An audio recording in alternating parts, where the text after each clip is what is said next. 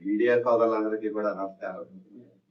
మరి ఈరోజు ఊరుకూరు నియోజకవర్గ 4 మండలాల అధ్యక్షులుగా అందుబాటులో ఉన్నటువంటి ముఖ్య నాయకులు అందరూ కూడా మరి ఊరుకూరు తెలుగుదేశం పార్టీ క్యాంప్ కార్యాలయంలో సమావేశమై ఈ 2 ఏళ్లలో కూటమి ప్రభుత్వం అధికారంలో వచ్చాక చేసినటువంటి అభివృద్ధిని కానీ రాబోయే కాలంలో ఈ కూటమి ప్రభుత్వమే ఈ రాష్ట్రానికి అవసరం అని చెప్పే విధంగా మరి ఈ యొక్క ప్రెస్ మీట్ పెట్టడం జరిగిందని చెప్పి నేను అందరికీ తెలియజేసుకుంటూ, ముందుగా మరి జగన్మోహన్ రెడ్డి అనే ఒక సైకో మనస్తత్వం కలిగినటువంటి ముఖ్యమంత్రిని పదవి నుంచి దించి మరి ముఖ్యమంత్రిగా చంద్రబాబు నాయుడు గారు కానీ, ఉప ముఖ్యమంత్రిగా పవన్ కళ్యాణ్ గారు కానీ, మరి ప్రధానమంత్రిగా ఉన్నటువంటి నరేంద్ర మోడీ గారి యొక్క ఆశీస్సులతో ఈ రాష్ట్రాన్ని అన్ని విధాలుగా కూడా మరి ముందుకు తీసుకెళ్తున్నటువంటి సందర్భాన్ని ఒక్కసారి మనం గుర్తు చేసుకుంటే ఎన్నో విషయాలు మనందరం కూడా ఈ రాష్ట్ర ప్రగతిని చూడాల్సిన అవసరం ఉందని చెప్పి ప్రజలందరి దృష్టిలో ఒకసారి నేను పెట్టదలుచుకున్నాను. ముఖ్యంగా 1,000 రూపాయలు పెన్షన్ పెంచడానికి కూటమి ప్రభుత్వం, ఈ ఒక్క పెన్షన్ గురించే ఈ 2 సంవత్సరాల్లో కూటమి ప్రభుత్వం పెట్టిన ఖర్చు ఒక మాటలో చెప్పాలంటే సుమారు దగ్గర 65,887 కోట్ల రూపాయలు 2 సంవత్సరాల్లో ఒక్క పెన్షన్లకి ఇచ్చినటువంటి ప్రభుత్వం చంద్రబాబు నాయుడు గారి నాయకత్వంలో ఉన్నటువంటి కూటమి ప్రభుత్వం అని చెప్పి ప్రధానమంత్రి. మరి అదే విధంగా అన్నదాత సుఖీభావ, ఇది ఏదైతే మరి రైతులంతా కూడా మరి రాష్ట్రంలో కూడా ఆయన చెప్పాడు, ఇది వరకు ఒకసారి మనం ఇవన్నీ కూడా 1,000 రూపాయలు పెన్షన్ పెంచడానికి 5 సంవత్సరాలు తీసుకున్న ముఖ్యమంత్రి ఆయన ఈవేళ ఆయన అంటూ ఉంటాడు, మాట తప్పని మడమ తెప్పని ముఖ్యమంత్రి అని చెప్పి చెప్తా ఉంటాడు జగన్మోహన్ రెడ్డి గారు. మరి మాట ఎవరు తప్పారు, మాట మీద ఎవరు నిలబడ్డారు, కూటమి ప్రభుత్వమే మాట మీద నిలబడిందన్న విషయాన్ని ప్రజలందరూ కూడా గమనించమని చెప్పి నేను అందరినీ కూడా కోరుతాను. అలాగే అన్నదాత సుఖీభావ ఒక్క వ్యక్తి మనం తీసుకుంటా ఉంటే, నువ్వు ఆ రోజు అధికారంలోకి వస్తే 15,000 రూపాయలు నేనే ఇస్తానని చెప్పి ప్రగల్భాలు పలికి అధికారంలోకి వచ్చాక కేంద్ర ప్రభుత్వం ఇచ్చేటువంటి 6,000 కాకుండా నువ్వు 6,000 ప్లస్ ఇంకో 1,000 కలిపి 6,500 1,000 కలిపి 13,500 సంవత్సరంలో వాళ్ళ కేంద్ర ప్రభుత్వం ఎన్నిసార్లు ఇస్తుందో వాళ్ళతో పాటు మనం ఇస్తా ఉంటే ఆ ప్రభుత్వంతో సంబంధం లేకుండా ఆర్థికంగా అన్ని విధాలుగా కూడా రాష్ట్రాన్ని నష్టపరిచి 1-2 సార్లు కూడా ఎగ్గొట్టి 13,500 ఇవ్వటానికి కూడా అష్ట కష్టాలు పడినటువంటి ముఖ్యమంత్రి ఆ రోజు జగన్మోహన్ రెడ్డి అయితే, మరి ఈ రోజు కూటమి ప్రభుత్వం అధికారంలోకి వచ్చాక 20,000 రూపాయలు సెంట్రల్ గవర్నమెంట్ ఇచ్చేటువంటి 6,000తో కల్పిస్తానని మాత్రం చెప్పాం ఆ రోజు మేము ఎన్నికల్లో కూడా. మరి అదే ప్రకారం ఈ రోజు కేంద్ర ప్రభుత్వం 6,000, రాష్ట్ర ప్రభుత్వం 14,000, ఈ 2 సంవత్సరాల్లో 46,47 లక్షల మంది రైతుల ఖాతాల్లో సుమారు 14,576 కోట్లు అంటే 15,000 కోట్ల రూపాయలు ఒక అన్నదాత సుఖీభావ చేసినటువంటి ప్రభుత్వం ఈ ప్రభుత్వం అని చెప్పి మీ అందరికీ కూడా నేను తెలియజేస్తాను. అదే కాకుండా రైతు ప్రధానమైనటువంటి మన ఆంధ్రప్రదేశ్ రాష్ట్రంలో వ్యవసాయానికి మనంతా కూడా వ్యవసాయం నుంచి వచ్చాం. మన రాష్ట్రమే వ్యవసాయపరమైనటువంటి రాష్ట్రం. ఈ రాష్ట్రంలో ధాన్యం పండించే రైతు ఎన్ని కష్టాలు పడ్డాడో, ఎన్ని కష్టాలు పెట్టాడో ఒక్క 2 సంవత్సరాలు వెనక్కి వెళ్ళి మన ప్రజలు నేను ఆలోచిస్తూ మనం కోరుతా ఉన్నాం. 2019లో అధికారం వచ్చినటువంటి జగన్మోహన్ రెడ్డి 2024 వరకు ఆయన చేసినటువంటి పరిపాలనలో మరి ఆయన చేసినటువంటి 5 సంవత్సరాల్లో కూడా 23, 24 సంవత్సరాలు 22 సంవత్సరాలు అయితే ఆయన చేసినటువంటి రైతులకు ఆయన చేసినటువంటి అన్యాయం, ధాన్యం కొన్న 6 నెలలకు కూడా డబ్బులు ఇచ్చినటువంటి సందర్భాలు ఉన్నాయి. సంచులు ఇవ్వటానికి పార్టీలు చూడటం, లారీలు ఇవ్వటానికి పార్టీలు చూడటం, మాయిశ్చరైజ్ ఇవ్వటానికి పార్టీలు చూడటం, అంతా కూడా తెలుగుదేశం ఎక్కడ ఏదున్నా సరే వీళ్ళందరికీ కూడా అన్యాయం చేసి దారుణంగా రైతులందరినీ కూడా వంచి డబ్బులు ఇవ్వకుండా, పంచులు ఇవ్వకుండా, లారీలు ఇవ్వకుండా, మాయిశ్చరైజ్ కూడా మోసం చేసినటువంటి జగన్మోహన్ రెడ్డి మాట తప్పినోడు ఆ రోజైతే, మాట తప్పకుండా ఈ 2 సంవత్సరాల్లో చంద్రబాబు నాయుడు గారి నాయకత్వం ఉన్నటువంటి కూటమి ప్రభుత్వం ధాన్యం పండించిన రైతుకి మరి సుమారు ఈ రోజంతా కూడా గతంలో కన్నా కూడా 30% ఎక్కువ కొట్టమే కూడా కాకుండా డబ్బులైతే 24 గంటల్లో ఇచ్చినటువంటి ప్రభుత్వం ఈ కూటమి ప్రభుత్వం. మనం కొన్న ధాన్యానికి మొత్తం డబ్బులు సుమారు ఉదాహరణగా ఒక 50,000 కోట్ల రూపాయల దాని అయితే 45,000 కోట్ల రూపాయలు ఒక్క 24 గంటల్లో వేసాం. మిగతాదంతా కూడా 2-3 రోజులు ఆ టైంలో పెట్టేసాం. ఎప్పుడైనా మరి ఇవన్నీ కూడా వైసీపీ నాయకుడికి ఎక్కడ కనపడలేదా? మీరు చేసిన పాపాలు, మీరు చేసిన ఘోరాలు మీకు కనపడలేదా? మీరు పరిపాలించుకున్న 5 సంవత్సరాలు ఎక్కడైనా సరే ఒక్క రోడ్డు మీద ఎక్కడైనా ఒక చిప్పుడు మట్టి వేసారా, ఒక తట్ట సిమెంట్ వేసారా ఎక్కడైనా? గుండె పెట్టి వేసి చెప్పమంటాను వైసీపీ నాయకులు కానీ వాళ్ళ యొక్క మాజీ ఎమ్మెల్యేలు ఎవరైతే వాళ్ళ అమ్మని కూడా. ఈవేళ మేము కూటమి ప్రభుత్వం అధికారంలోకి వచ్చాక ఏ నియోజకవర్గం చూడండి, సీసీ రోడ్లు కానీ, కొంత రోడ్లు కానీ, లేదా చెరువులు బాగు చేత కానీ ఎక్కడ ఏం చేసి చూడండి. కూటమి ప్రభుత్వం అధికారంలోకి వచ్చాక ఈ 2 సంవత్సరాల్లో ఎన్ని సిమెంట్ రోడ్లు వేసాం, ఎన్ని కొంత రోడ్లు వేసాం, ఎంత అభివృద్ధి చేసాం. మీతో మేము డిస్కస్ చేయడానికి, మీతో మేము చర్చ చేయడానికి రెడీగా ఉన్నాం వైసీపీ నాయకులతో. మాట తప్పని మడమ తెప్పని నాయకులు అని చెప్తా ఉంటారు కదా, ఎందులో మీరు మాట పెట్టలేదు, ఎందులో మీరు మడమ తెప్పలేదు, ఏది కరెక్ట్గా ఇచ్చారు? అంతా స్విచ్ నొక్కారు, స్విచ్ ఎక్కడ నొక్కారు స్విచ్లు, మీరు ఎవరికి నొక్కారు స్విచ్లు? అలాగే ఏదైతే లిక్కర్ వ్యాపారం మీరు చేసినటువంటి ఘోరాలు నేరాలు ఎన్నో ఎంత దారుణంగా చేశారు లిక్కర్ వ్యాపారం అంతా కూడా. ఈవేళ ఎంత పారదర్శకంగా జరుగుతుంది లిక్కర్ వ్యాపారం అంతా కూడా. ఉండొచ్చు మాకు బెల్ట్ షాపుల మీద మీరేదో అన్నట్టు మాకు కూడా కామెంట్ ఉండొచ్చు. ఈ బెల్ట్ షాపుల మీద ఏదన్నా సరే ప్రజలకు ఇబ్బంది కలిగిన సందర్భాల్లో ప్రజలకు ఇబ్బంది లేకుండా చూసేటువంటి చర్యలు ఖచ్చితంగా ఈ కూటమి ప్రభుత్వం తీసుకుంటుందని చెప్పి మీ ద్వారా అందరికీ కూడా నేను తెలియజేసుకుంటా ఉన్నాను. మౌలిక సదుపాయాలు, రాష్ట్ర రాజధాని అమరావతి, వేళ అమరావతిని పరుగులు పెట్టిస్తా ఉన్నాడు చంద్రబాబు నాయుడు గారు, ఆయనకి సహాయపడతా ఉన్నాడు పవన్ కళ్యాణ్ గారు, వీరిద్దరిని ఆశీర్వదిస్తా ఉన్నాడు మోదీ గారు. ఈ ముగ్గురు నాయకత్వంలో అమరావతి వేళ 60,000 కోట్ల రూపాయల మరి అభివృద్ధి పనులన్నీ కూడా స్టార్ట్ చేసి అంతా ఏదో సినిమాటిక్ గా వేగవంతంగా జట్ట స్పీడ్ లో ఆ అమరావతి నిర్మాణం సాగుతూ ఉంటే, అక్కడ ఏదైతే బ్రహ్మాండంగా అన్ని కూడా కన్స్ట్రక్షన్ లేకపోతే మరి లేకపోతా ఉంటే ఎక్కడెక్కడ మళ్ళా చంద్రబాబు నాయుడు గారికి ఈ కూటమి ప్రభుత్వానికి ఎక్కడ పేరు వచ్చేస్తాం అని చెప్పి ఒక 10 రోజుల నుంచి ఈ రాష్ట్రంలో మరి మన ప్రతిపక్షం కానీ ప్రతిపక్ష నేత మరి సైకో ముఖ్యమంత్రిగా పనిచేసినటువంటి జగన్మోహన్ రెడ్డి ఆయన చేసే మరి వ్యవహారాలన్నీ కూడా మనం చూస్తా ఉన్నాం. ఒక రోజు అమరావతి రాజధాని అని చెప్పి నిండు సభలో చెప్పాడు. 35,000 ఎకరం కాదు 50,000 ఎకరం కావాలి రాజధానికి అని చెప్పి నిండు అసెంబ్లీలో ఆ రోజు ప్రతిపక్ష నాయకులకు చెప్పావు. అధికారంలోకి వచ్చావు, 3 రాజధానులు అన్నావు, ఎక్కడ మళ్ళా ఒక్క ఇప్పుడు మట్టేది ఎక్కడ కూడా. వైజాగ్ అన్నావు, కర్నూలు అన్నావు, విజయవాడ అన్నావు, ఎక్కడా లేదు.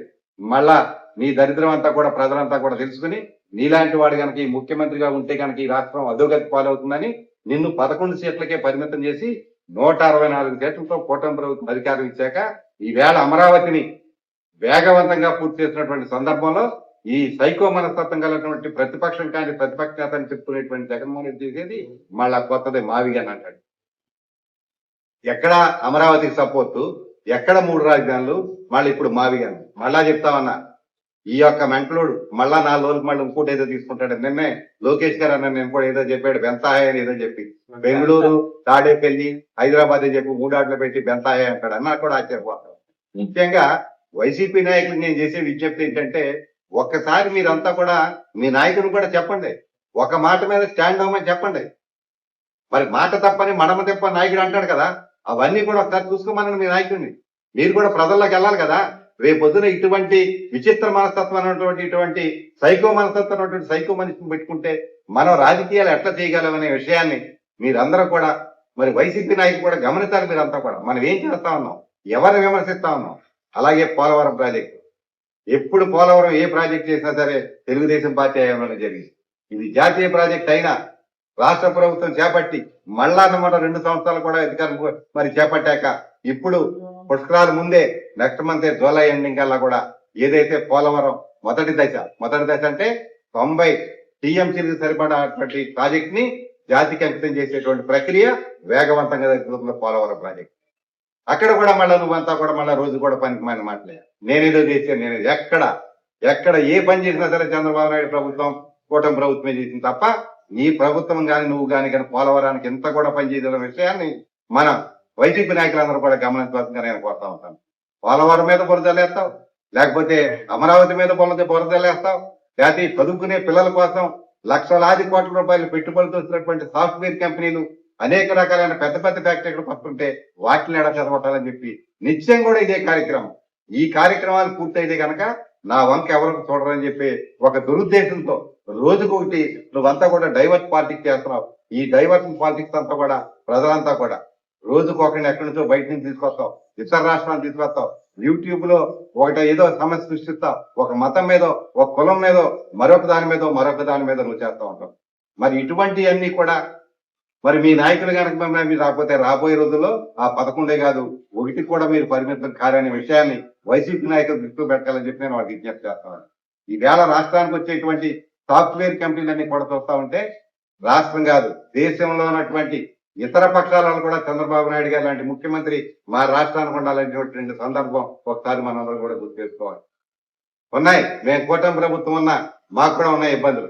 గ్రౌండ్ లెవెల్లో 3 పార్టీలు కలిసి పనిచేసినటువంటి సందర్భంలో చిన్న చిన్న ఇబ్బందులు ఉన్నా సరే రాష్ట్రం కోసం మేమంతా కూడా కూటమంతా కూడా ఏకోన్ముఖంగా ఉంటామని చెప్పి మీ ద్వారా మీ అందరికీ కూడా నేను తెలియజేస్తాం. సమస్యలు ఉన్నప్పుడు కూర్చుంటాం, మాట్లాడుకుంటాం, ఇబ్బంది ఏం కాదు. మాకు ఎవడు తప్పు అయితే అది సరి చేసుకుంటాం. మళ్ళా కలిసి కట్టుకెళ్ళటమే మా లక్ష్యం తప్ప ఏదో ఎవడో వైసీపీ కూడా ఎవడో వచ్చేసి ఈవేళ అదేనేస్తున్నాడు ఇదేనేస్తున్నాడని వాడు ఎవడైనా వైసీపీ కూడా ఆనందపడితే ఆ ఆనందానికి ఏం కూడా మీరు దానికి స్వచ్ఛ పలకడరా అని చెప్పి వైసీపీ నాయకులు కూడా నేను ఖచ్చితంగా హెచ్చరిక కూడా చేస్తా ఉన్నాను. అభివృద్ధి కార్యక్రమాలు ఎక్కడ చూడండి, ఏం చూడండి, ఒక యూనివర్సిటీకి కానివ్వండి, ఒక సాఫ్ట్వేర్ కంపెనీకి కానివ్వండి, లేకపోతే ఒక పోలవరం ప్రాజెక్ట్ కానివ్వండి, ఒక అమరావతి కానివ్వండి, ఏ దాంట్లో అయినా సరే నిన్న కాక మొన్న మద్రాసులో శంకుస్థాపన చేయడానికి సిద్ధంగా ఉన్నటువంటి రక్షణ రంగకు సంబంధించినటువంటి ఒక పరిశ్రమ 15,000 కోట్ల రూపాయల పరిశ్రమ ఒక్క నెలలో పుట్టబర్తలు మరి తీసుకొచ్చి శంకుస్థాపన చేసినటువంటి సమర్థుడు చంద్రబాబు నాయుడు గారు ఈ రాష్ట్రానికి ముఖ్యమంత్రిగా ఉన్నారు. అదే కాకుండా సోలార్ ప్లాంట్స్ ఇవాళంతా కూడా మరి 1000 మెగావాట్ల విద్యుత్ని ఉత్పత్తి చేసేటువంటి సోలార్ అంతా కూడా పథకాలన్నీ కూడా ఇవాళన్నీ కూడా స్టార్ట్ చేస్తా ఉన్నాం. అలాగని కూటమి ప్రభుత్వాన్ని మమ్మల్ని కూడా మీరు కొన్ని విమర్శలు చేస్తూ ఉంటారు. మీరు చెప్పిన పథకాలన్నీ కూడా చేశారా? చేయాల్సినవి కూడా మేము చాలా ఉన్నాయి, ఇంకా చేయాల్సిన పనులు కూడా ఉన్నాయి. దాన్ని కూడా మేము తప్పుకోం. ప్రజలందరినీ కూడా మేమేం మభ్య పెట్టే మాటలు చెప్పం. మేం గనక ఒక 20 కార్యక్రమాలు మేము చేస్తామని చెప్పి ముఖ్యంగా మేము చెప్తే అందులో 15 కార్యక్రమాలు ఇవాళ మేము చేశాం. 15 కార్యక్రమాలు ఎంతో పండుగా చేశాం. ఎక్కడా కూడా అరమరిక లేకుండా, అవినీతికి తావు లేకుండా మరి చాలా కూడా కేటకారికలుగా ఎంతో పారదర్శకంగా చేస్తున్న ప్రభుత్వం ఈ కూటమి ప్రభుత్వం. ఇంకా 4-5 కార్యక్రమాలు చేయాలి. ఆ కార్యక్రమాలు చేయడానికి కూడా మేము తెలుసుకుంటూ ఉన్నాం. కానీ దానికి కారణం కూడా నువ్వే జగన్మోహన్ రెడ్డి. నువ్వు చేసినటువంటి గత 5 సంవత్సరాల విధ్వంసకరమైన పరిపాలన, నువ్వు చేసినటువంటి 13 లక్షల కోట్ల అప్పుకి వేళ వడ్డీకే ఈ రాష్ట్రానికి ఆదాయం వడ్డీకే సరిపోతావు. ఇది కూడా ప్రజలందరూ కూడా అర్థం చేసుకునే విషయాన్ని కూడా ప్రజలందరూ కూడా గమనించాలి. మనకు వచ్చే ఆదాయం కానీ, మనకు వచ్చే విషయాలు కానీ, మన ఇంట్లో మనకి ఏదైనా పని ఉంటే మనం ఎలా సర్దుకుంటామో రాష్ట్ర ప్రభుత్వాన్ని కూడా అలా అర్థం చేసుకోవాలని చెప్పి రాష్ట్ర ప్రజలందరికీ కూడా నేను అందరికీ కూడా విజ్ఞప్తి చేస్తా ఉన్నాను. ఎవరేమనుకున్నా, ఎవరేం చేసినా కూటమి ప్రభుత్వం రాబోయే రోజుల్లో రాబోయే 3 సంవత్సరాలు కూడా ఇంకా నాకు తెలిసి 3-4 నెలల్లోనే స్థానిక సంస్థల ఎన్నికలు అంటా ఉన్నారు. ఖచ్చితంగా అందరం కూడా రాష్ట్ర వ్యాప్తంగా కూడా ఒక్క శాతం కూడా మేము వైసీపీకి వెళ్తానికి మేము ఇష్టపడం. ఖచ్చితంగా 100% కూడా కూటమి రావాలి. ఆ దిశగానే మా ప్రయత్నాలన్నీ కూడా ఉంటాయి. ఆ దిశగానే మేమంతా కూడా పనిచేస్తా ఉంటాం. ఏ ఎన్నిక పెట్టినా, ఎక్కడ ఏం పెట్టినా వైసీపీ అనే పార్టీ ఈ రాజకీయ చిత్రపటం మీద ఉంటే ఈ రాష్ట్రం అధోగతి పాలవుతుందన్న విషయాన్ని ప్రజలందరూ కూడా అర్థం చేసుకోవాల్సిందిగా మీ ద్వారా, మీడియా ద్వారా నేను అందరికీ కూడా తెలియజేస్తా ఉన్నాను. ఇదే కాకుండా అనేక రకాలైన కార్యక్రమాలు ఇవాళ రాష్ట్రంలో జరుగుతా ఉన్నాయి. ఎక్కడ ఏ రాష్ట్రం వెళ్ళినా, ఏ దేశం వెళ్ళినా మన రాష్ట్రం గురించి ఆలోచించేటువంటి నాయకులు మనకున్నారు. అలాగే ఉప ముఖ్యమంత్రి పవన్ కళ్యాణ్ గారు ఉన్నారు. ఆయన మరి పంచాయతీరాజ్ శాఖ మంత్రిగా మరి ఆయన తీసుకున్నాక మరి ఎక్కడో చివరిలో ఉండేటువంటి ఆంధ్రప్రదేశ్ స్థానాన్ని ఈవేళ మొట్టమొదటి స్థానాన్ని తీసుకొచ్చాడు. భారతదేశంలో ఆంధ్రప్రదేశ్ ని పంచాయతీరాజ్ శాఖ అనేక రకాలైనటువంటి అభివృద్ధి కార్యక్రమాలు, సిమెంట్ రోడ్లు కానీ, డ్రైనేజీలు కానీ, లేకపోతే మన చెరువు తవ్వకాలు కానీ పంచాయతీరాజ్ డిపార్ట్మెంట్ లో చేయాల్సిన ప్రతి కార్యక్రమాన్ని కూడా మరి పవన్ కళ్యాణ్ గారి ఆధ్వర్యంలో బ్రహ్మాండంగా చేయటమే కాకుండా దేశంలోనే పంచాయతీరాజ్ శాఖను మొట్టమొదటి స్థానానికి తీసుకున్న పవన్ కళ్యాణ్ గారు కూడా మాకు ఉప ముఖ్యమంత్రిగా ఉంటాం, మా అందరికీ కూడా గర్వకారణం. మేమంతా కూడా చాలా హ్యాపీ ఫీల్ అవుతామని చెప్పి మీ ద్వారా అందరికీ కూడా తెలియజేస్తాము. దానికి మించి మోదీ గారు, ఈవేళ ప్రధానమంత్రి నరేంద్ర మోదీ గారు మన రాష్ట్రానికి చేసినటువంటి సహాయం చూస్తా ఉంటే జగన్మోహన్ రెడ్డి అనే వ్యక్తికి నిద్ర పట్టగా 100,000 లక్షల కోట్ల రూపాయలు వేళంతా కూడా ఈ రాష్ట్రానికి గ్రాంట్లు ఇవ్వటమే కాదు, ప్రతి కార్యక్రమం కూడా ముందుకెళ్తున్నటువంటి సందర్భం, ఈ రాష్ట్రం అభివృద్ధి చెందుతున్న సందర్భం, పూర్తిగా సహాయ సహకారాలు అందిస్తున్నటువంటి నరేంద్ర మోదీ గారికి కూడా మేము హృదయపూర్వకమైనటువంటి కృతజ్ఞతలు తెలియజేస్తాం. మరి ఈ రోజు ఈ 2 ఏళ్ల పరిపాలనలో కూటమి ప్రభుత్వం సాధించినటువంటి విజయాలు మేమైతే తక్కువ చెప్పాం, ఎక్కువ ప్రతిదీ కూడా ప్రజలందరికీ కూడా తెలుసు. ఒకే ఒకటి ఇంకొక విషయం చెప్తా ఉన్నాం. ఇది వరకు మనం అందరం కూడా, మన రైతులందరం కూడా ఇప్పుడు కూడా మనం చాలా ఇబ్బంది పడతా ఉన్నాం. పాస్బుక్ మన రైతు, మన ముత్తాతలు మన తాతలకు ఇచ్చారు, తాతలు తండ్రులకు ఇచ్చారు, తండ్రులు మనకిచ్చారు, మనం మన పిల్లలకి ఇస్తాం. తరతరాలుగా మారినటువంటి మన యొక్క ఆస్తులు కానీ, మన యొక్క ఏదైతే మనకి స్థిరాస్తులు ఉన్నాయో అవన్నీ కూడా మనకు మార్పు ఉండాలంటే ఆ పాస్బుక్ అనేది రాజముద్రతో ఉండాలి తప్ప ఏదో నామద్రతోనో ముఖ్యమంత్రి అవుతుంటే నీ సైకో మనస్తత్వం కలిగినటువంటి ముఖ్యమంత్రిగా నువ్వు పనిచేసావు కాబట్టి నీ చిత్రపటం వేసుకుని పాస్బుక్ ఇచ్చినటువంటి మరి చేతగాని ముఖ్యమంత్రి ఎవరైనా ఉన్నంటే మాజీ ముఖ్యమంత్రి జగన్మోహన్ రెడ్డి అని చెప్పి నేను తెలియజేసుకుంటా ఉన్నా. మరి అదే కాకుండా రీసర్వే అని పెట్టి ఈవేళ రీసర్వే అనేది చాలా ఇబ్బందులు పడతా ఉన్నాం. ఇది కూటమి ప్రభుత్వానికి కూడా ఇబ్బందిగా మారినటువంటి పరిస్థితి వేళ కూడా అన్నింటినీ కూడా అధిగమిస్తూ ఖచ్చితంగా మళ్ళా ఆ సరిహద్దు రాళ్ళు వేయాలంటే మళ్ళా ఆ రాళ్ళ మీద కూడా ఈ చిత్రపటాలు ఈ జగన్మోహన్ రెడ్డి గారి చిత్రపటాలు. రేపు పొద్దున ఆయన అన్నాడు, ఆయన ఇంకో మాట కూడా అన్నాడు, రైతులందరూ ఇది ఎప్పుడు కూడా మర్చిపోవద్దు, ఈ 5 ఏళ్ళు కూడా రైతులందరూ కూడా గుర్తు చేస్తున్న అవసరం ఈ కూటమి కుటుంబ సభ్యుల మీద ఏమన్నాడు తెలుసా ఆయన? నువ్వు గనక ఒక రైతు నుంచి ఇంకొక రైతు ఇంకొకటి రాసి కొనుక్కుంటే నువ్వు డాక్యుమెంట్ రాయించుకుంటే నీ ఒరిజినల్ డాక్యుమెంట్ ప్రభుత్వం దగ్గరే ఉంటది, నీకు జిరాక్స్ కాపీ మాత్రమే ఇస్తాం, నీకు ఇచ్చే పాస్బుక్ మీద నా ఫోటో ఉంటది, నీ పొలం సరిహద్దు రాయి మీద నా ఫోటో ఉంటది, అవసరమైతే నీ భూమిని అవసరమైతే తాకట్టు పెట్టి రాష్ట్రానికో నాకో వాడుకుంటామని చెప్పేటువంటి సందర్భం మనం మర్చిపోతే గనక అటువంటి మనస్తత్వం కలిగినటువంటి ముఖ్యమంత్రిగా పనిచేసినటువంటి ఆ ముఖ్యమంత్రిగా ఇంకొకసారి ఊహించుకుంటే మన రైతులందరూ కూడా భూమి కల ప్రతి ఒక్కరు కూడా రాబోయే రోజుల్లో మన భూమిని మనం అనిపించేటువంటి హక్కు కూడా కోల్పోతా ఉన్న విషయాన్ని మన కూటమి కుటుంబ సభ్యులందరూ కూడా ప్రజలందరికీ కూడా తెలియజెప్పాలని, భూ విషయంలో భూ హక్కు విషయంలో జగన్మోహన్ రెడ్డి అనే వ్యక్తిని ఎంత కూడా ఎలా చేయకూడదు, ఎంత కూడా అటువంటి వాడిని అసలు ఈ రాజకీయ చిత్రపటంలో మనం ఊహించకూడదు, ముఖ్యమంత్రిగా మనం అసలు రానివ్వకూడదు. ఒకవేళ రానిస్తే కనుక ఈ రాష్ట్రాన్ని ఆ దేవుడు కూడా బాగుపడతలేడు అన్న విషయాన్ని ప్రజలందరూ కూడా దృష్టిలో పెట్టుకోవాలని చెప్పి మిమ్మల్ని అందరినీ కూడా నేను కోరుకుంటా ఉన్నాను. అదే మరొకటి సర కార్యక్రమం ఈ రోజు దేశవ్యాప్తంగా అనేక రాష్ట్రాల్లో పూర్తయింది, అక్కడ ఎలక్షన్లు బాగా అయినాయి. ఈ సర కార్యక్రమంలో అర్హులైన ప్రతి ఒక్కరికి కూడా ఓటు ఉండాలి, అనర్హుడైన ప్రతి ఒక్కరు కూడా ఓటు తీసివేయాలనే లక్ష్యంతో కేంద్ర ఎన్నికల సంఘం ఏదైతే మనకు ప్రోగ్రాం ఇచ్చిందో ఆ ప్రోగ్రాం రాష్ట్రంలో 10 నియోజకవర్గాలు బాగా పనిచేస్తున్నటువంటి నియోజకవర్గాలు 10 ఉంటే అందులో ఉంగుటూరు నియోజకవర్గం ఒకటని చెప్పడానికి నేను గడవను. దానికి మా మండల పార్టీ అధ్యక్షులు, మా క్లస్టర్లు, మా యూనిట్లు, మా బూత్ ఇన్ఛార్జీలు, మా కేఎస్ఎస్లు, అదే కాకుండా మండల స్థాయి నాయకులు, నియోజకవర్గ స్థాయి నాయకులు, గ్రామ స్థాయి నాయకులు, చిన్న కార్యకర్త దగ్గర నుంచి మా వరకు కూడా అందరం కూడా కోఆర్డినేట్ చేసుకుని ఈ రోజు సర కార్యక్రమం రాష్ట్రంలో ఏదైతే మనకి డిజిటలైజ్ చేసేటువంటి నియోజకవర్గాలు 10 ఉంటే పార్టీ పరంగా అందులో ఉంగుటూరు నియోజకవర్గం ఒకటిగా ఉంటాం. మరి మన కుటుంబ సభ్యులందరికీ, తెలుగుదేశం పార్టీ కుటుంబ సభ్యులందరికీ కూడా హృదయపూర్వక కృతజ్ఞతలు నేను తెలియజేస్తా ఉన్నాను. ఖచ్చితంగా రాగల 10-15 రోజులు ఉంది ఆ కార్యక్రమంలో మిగతా కార్యక్రమాన్ని కూడా పూర్తి చేసి ఖచ్చితంగా మనం అందరం కూడా కలిసికట్టుగా పనిచేద్దాం. నియోజకవర్గాన్ని కానీ ఈ రాష్ట్రాన్ని అన్ని విధాలుగా కూడా ముందుకు తీసుకెళ్ళడం కేవలం చంద్రబాబు నాయుడు గారు, పవన్ కళ్యాణ్ గారు ఈ రాష్ట్రానికి అవసరం, మోదీ గారు ఆశీస్సులు ఈ రాష్ట్రానికి అవసరం.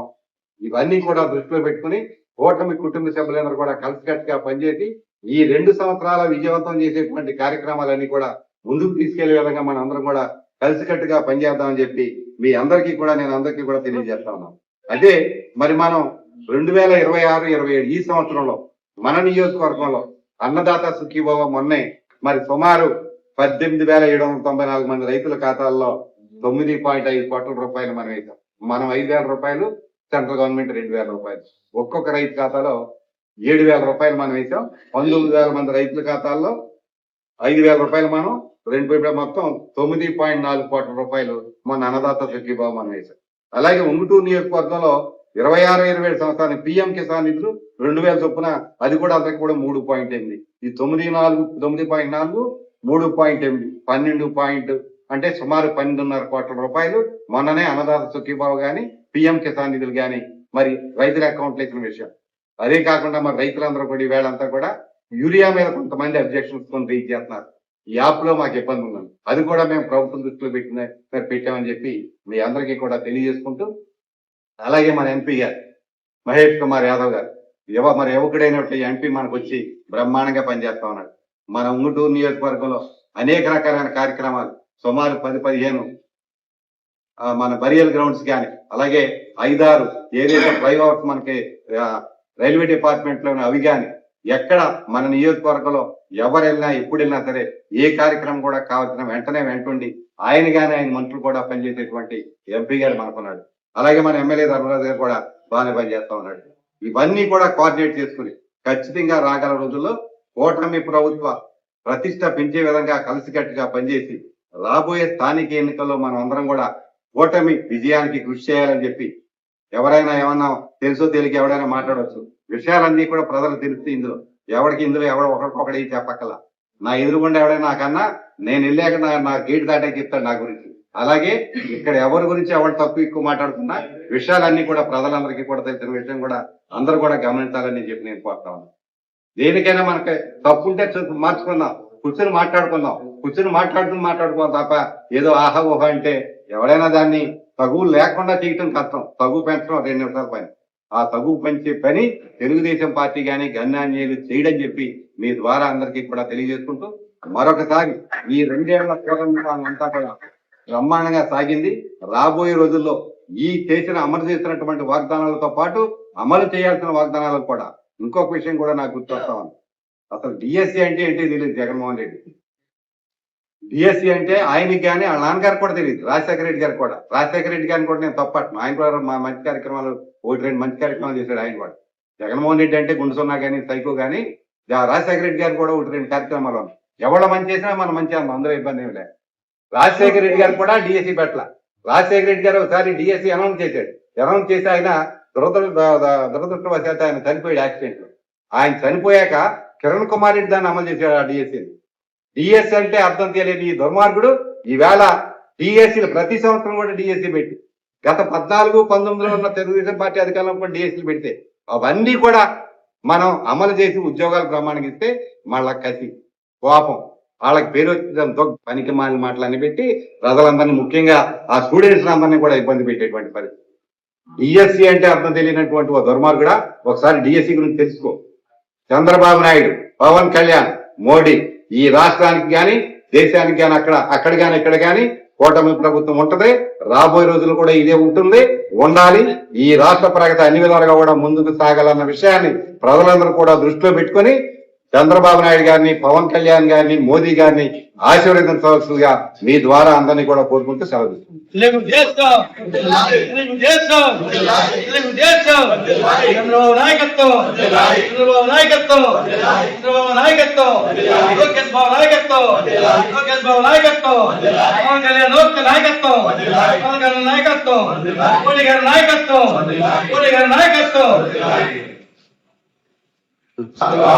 జోహార్ ఎన్టీఆర్, జోహార్ ఎన్టీఆర్.